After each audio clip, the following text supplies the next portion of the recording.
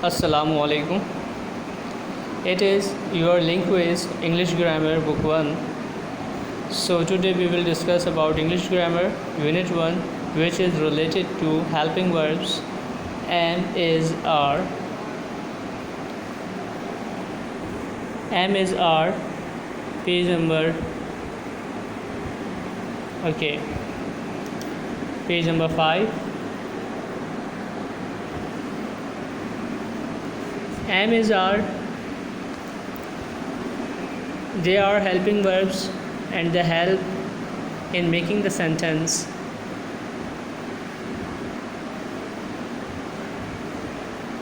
आज आपको इस्तेमाल बताना है बेटा कि एम कौन कौन से सब्जेक्ट्स के साथ इस्तेमाल होता है, इज़ कौन कौन से सब्जेक्ट्स के साथ इस्तेमाल होता है और आर कौन कौन से सब्जेक्ट्स के साथ इस्तेमाल किया जाता है। आज आपको इसके बारे में बताना है। There are some subjects here. यहाँ पर कुछ सब्जेक्ट्स लिखे हुए हैं।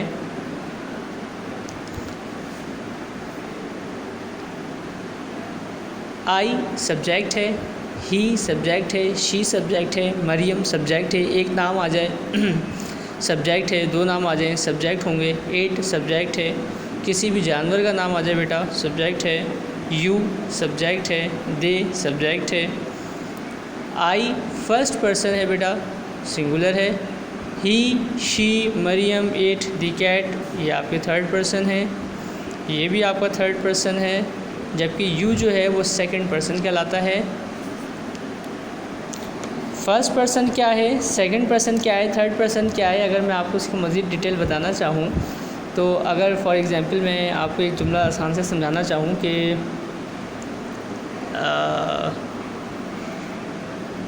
अली,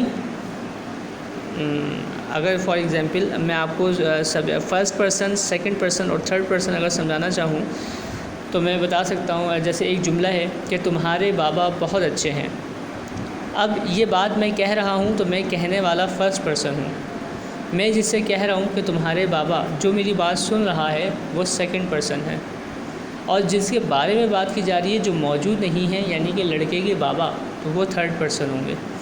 दोबारा देखिए, फ़र्स्ट पर्सन से मुराद मैं कह रहा हूँ तुम्हारे बाबा बहुत अच्छे हैं, तो मैं जो कह रहा हूँ कहने वाला जो होता है वो फर्स्ट पर्सन होता है, जो सुनने वाला होता है वो सेकंड पर्सन होता है, और जिसके बारे में बात की जा रही है यानी कि लड़के के बाबा के बारे में, पापा के बारे में बात की जा रही है, तो वो थर्ड पर्सन कहलाएंगे। ठीक है बेटा, तो ये तो एक चीज़ हो गई। अब हमने इस्तेमाल सीखना है इसका कि इस्तेमाल क्या है। पहले दिया हुआ है आई, तो याद रखिएगा बेटा एम का इस्तेमाल सिर्फ आई के साथ होता है। एम किसी के साथ इस्तेमाल नहीं होता सिवाय आई के। एम हमेशा आई के साथ इस्तेमाल होगा। तो ये तो आसान सी बात हो गई। अब आपको देखें तीन हेल्पिंग वर्ब हैं, एम इज़ आर। ये हेल्पिंग वर्ब हैं, आपको जैसे अल्फाज से ही लग रहा है हेल्पिंग, मदद करना। ये जुमला बनाने में मदद करते हैं, जुमले बनाने में मदद करते हैं। तो लिहाजा एम का, इन तीन में से एम का इस्तेमाल तो पता चल गया कि एम का इस्तेमाल सिर्फ़ और सिर्फ आई के साथ होता है, बस। इसके साथ और किसी के साथ एम इस्तेमाल नहीं होता। अब पीछे बचे इज़ और क्या बचा, आर। ठीक है, अब ये जो इज़ का इस्तेमाल है ये कहाँ कहाँ होगा, देखिए ही के साथ क्या इस्तेमाल होगा, इज़। शी के साथ इज़, एक नाम होगा तो इज़, एट होगा तो इज़, अगर किसी एनिमल का नेम है तो इज़, लेकिन सिंगुलर। अगर कैट, बिल्ली है, एक बिल्ली है तो इज़। अगर कैट्स हो जाएगा तो फिर इज़ नहीं लगाएंगे। अगर ज़्यादा बिल्लियाँ हो जाएंगी तो इज़ नहीं लगाएंगे, फिर क्या लगाएंगे, आर लगाएंगे। अच्छा, यू के साथ क्या इस्तेमाल होता है हमेशा, आर। दे के साथ क्या इस्तेमाल होता है हमेशा, आर। वी की एक्सप्लेनेशन नहीं थी, मैंने लिखा हुआ है। वी के साथ भी क्या इस्तेमाल होगा बेटा, आर इस्तेमाल होगा। तो एक बात तो आपने अपने जहन में बेटा अच्छी तरीके से डालनी है कि एम का इस्तेमाल सिर्फ़ और सिर्फ आई के साथ होता है। बाकी ही, शी, एट, कोई एक नाम आ जाए ह्यूमन बींग्स, इंसानों का, या कोई एक नाम आ जाए एनिमल का, जानवर का, तो उसके साथ भी क्या इस्तेमाल होगा, इज़। यू के साथ हमेशा आर इस्तेमाल होगा, दे के साथ हमेशा आर इस्तेमाल होगा, वी के साथ हमेशा आर इस्तेमाल होगा। जहाँ जहाँ यू होगा वहाँ आप आर लगाएंगे, जहाँ दे होगा वहाँ आर लगाएंगे, जहाँ वी होगा वहाँ आर लगाएंगे। इसके अलावा जहाँ ही, शी, इट कोई एक नाम होगा, चाहे वो एनिमल का हो चाहे वो ह्यूमन बींग्स का हो, तो इज़ आएगा।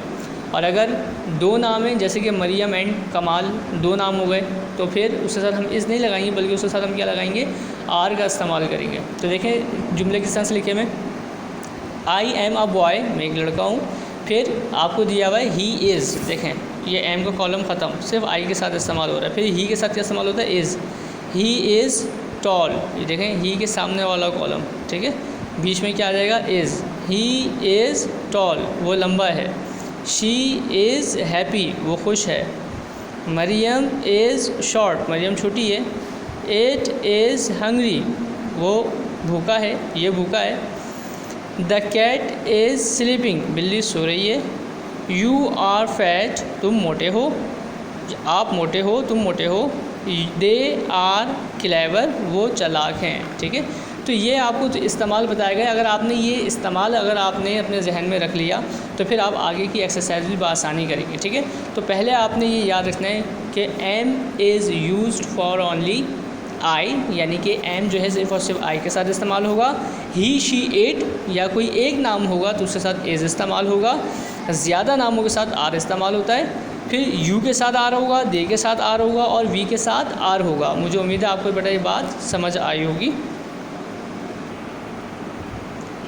The first exercise is 1A, circle the correct word. आपने सर्कल करना है, गोल दायरा बनाना है सही अल्फाज के सही अल्फाज पर। अब सही अल्फाज से मुराद सर क्या, ये क्या कहना चाह रहे हैं? अच्छा, तो इससे मुराद ये है कि आपको एक सेंटेंस दिया हुआ है, लिखा हुआ है आई एम इज़ आर। तो अब ये देखिए कि आपको आई के साथ क्या इस्तेमाल करना है। तो आपने आई के साथ क्या इस्तेमाल करना है, आया कि एम पे सर्कल बनाएं, इस पे सर्कल बनाएं या आर पे सर्कल बनाएं। देखिए अभी मैंने आपको बताया था एम सिर्फ़ और सिर्फ आई के साथ इस्तेमाल होता है, तो लिहाजा हम ये आई के साथ एम यूज़ होगा, ये करेक्ट वर्ड है, तो लिहाजा हम एम पर सर्कल कर देंगे। अब हमारा सेंटेंस क्या बनेगा, आई एम अ गर्ल, मैं एक लड़की हूँ, ठीक है। ये देखें आई एम अ गर्ल, ठीक है। इज़ और आर इसके साथ इस्तेमाल नहीं होगा। अभी मैंने आपको बताया था एक नाम होगा तो इज़ इस्तेमाल होगा, अगर एक से ज़्यादा नाम होंगे तो आर इस्तेमाल होगा, अगर आई होगा तो एम इस्तेमाल होगा। तो अंडरस्टूड सी बात है कि एक नाम है तो एक नाम के साथ क्या इस्तेमाल होगा, इज़। अहमद इज़ सिक, अहमद बीमार है, ये देखें बीमार है, ठीक है। फिर यू के साथ हमेशा आर इस्तेमाल होगा। यू आर हैप्पी, तुम खुश हो, देखें स्माइल कर रहा है। फिर देख द डॉग इज़ डर्टी, देखें ये डर्टी हो रहा है, गंदा हो रहा है, कह रहा है डॉग गंदा हो रहा है। फिर ही शी इट के साथ मैंने बताया था आपको इज़ इस्तेमाल होता है। She is a good girl, वो एक अच्छी लड़की है, देखें परफेक्ट का निशान है, वो एक अच्छी लड़की है, ठीक है। तो आपको इज़ एम आर दिए हुए थे, आपने खुद उसको चूज़ करना था, ठीक है। ये आपकी 1A थी, सर्कल करना था। इसी से रिलेटेड एक और एक्सरसाइज है, बस ये आपको हॉरिजेंटली दिया हुआ था और ये आपको वर्टिकली दिया जा रहा है। तो अब इसको देखिए, इसमें भी वही आपके पास ऑप्शन हैं, एम इज़ आर, और आपने चूज़ करना है कि ही के साथ क्या इस्तेमाल होगा, एम होगा, इज़ होगा या आर होगा। तो देखें ही के साथ इस्तेमाल होगा is, he is mister Yasir, ये मिस्टर यासिर हैं। फिर इट इज़ रेनिंग, बारिश हो रही है, क्योंकि इट के साथ इज़ इस्तेमाल होता है। यू के साथ अभी बताया था आर इस्तेमाल होता है। यू आर माई सिस्टर, तुम मेरी बहन हो, ये उसको बता रहा है। फिर she is going to market, वो बाज़ार जा रही है, देखें मार्केट जा रही है ये। फिर ये देखें आई, अब आई के साथ एम इस्तेमाल होता है। आई एम ईटिंग, मैं खा रहा हूँ, देखें ये बच्चा खा रहा है, ठीक है। ये 1B थी, इसमें भी आपको एक्सरसाइज के हवाले से बताया गया। फिर अब बात आती है 1C पर। इसमें कह रहे हैं fill in each blank with am is are, कह रहे हैं कि आपने एम इज़ आर आपने ख़ुद फिल करना है। अब तो ठीक है कर लेते हैं, कोई इशू नहीं है। देखें ही शी इट के साथ इज़ इस्तेमाल होता है, तो हम लिखेंगे ही इज़, ठीक है। ही इज़ वेरी सैड, वो बहुत अफसरदा है।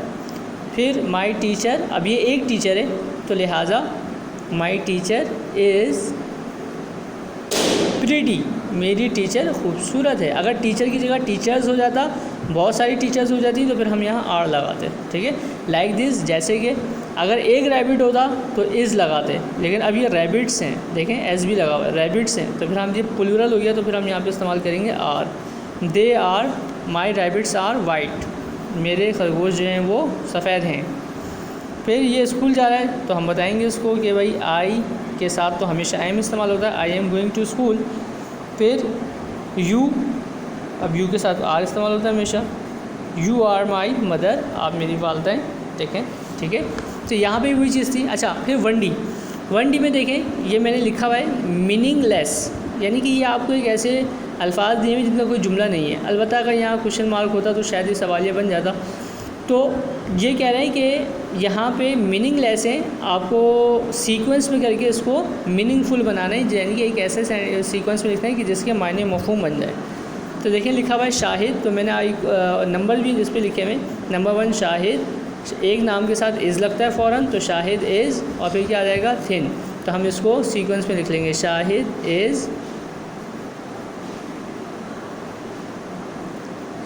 इज़ थिन, ठीक है। Second, my father is mighty, अब देखें ये मीनिंगलेस है, अब हमने इसको मीनिंगफुल बनाना है, तो हम इसको सीक्वेंस में लिखेंगे,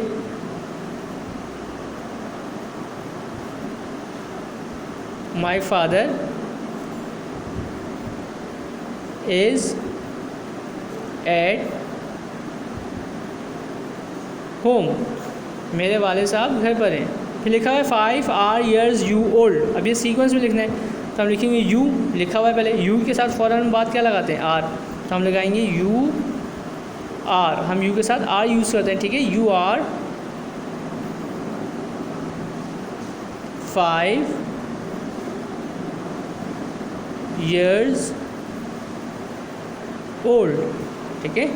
ये हमने इसको मीनिंगफुल बना लिया। अब इसके कोई मायने मफ़हूम नहीं थे, इसके मायने मफ़हूम है, मैं 5 साल का हूँ, ठीक है, तुम 5 साल के हो। तो फिर Apple Jamal eating N is, तो एप्पल जमाल के फ़ौरन बाद क्या लगाएंगे, हेल्पिंग वर्ब, जमाल के साथ एक हेल्पिंग वर्ब इस्तेमाल होता है, जमाल इज़, एक नाम के साथ इज़, जमाल इज़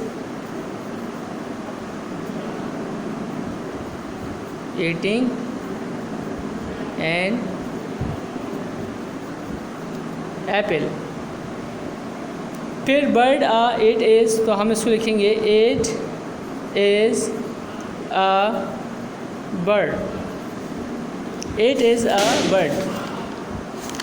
ये आपकी एक्सरसाइज 1D थी, जो आपका चैप्टर नंबर 1 जो है ये कंप्लीट हो गया है, जिसमें आपको सिर्फ ये बताना था कि एम कौन से सब्जेक्ट के साथ इस्तेमाल होता है, इज़ कौन से सब्जेक्ट के साथ इस्तेमाल होता है, और आर कौन से सब्जेक्ट के साथ इस्तेमाल होता है। आपको मैं इसको एक्सप्लेन कर दूं दोबारा से कि देखें, एम का इस्तेमाल सिर्फ आई के साथ होगा, आप एम को किसी और के साथ इस्तेमाल नहीं करेंगे। जहाँ जहाँ आई लिखा हुआ होगा आप उसके साथ एम लगाएंगे।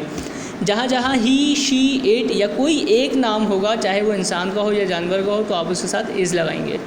इट के साथ भी इज़ लगाते हैं। फिर इसके बाद वी, दे, यू, इन 3 के साथ हम आर लगाते हैं। और अगर ज़्यादा, जैसे कि रैबिट है, एक रैबिट होगा तो इज़, और अगर रैबिट्स हो जाएगा तो आर।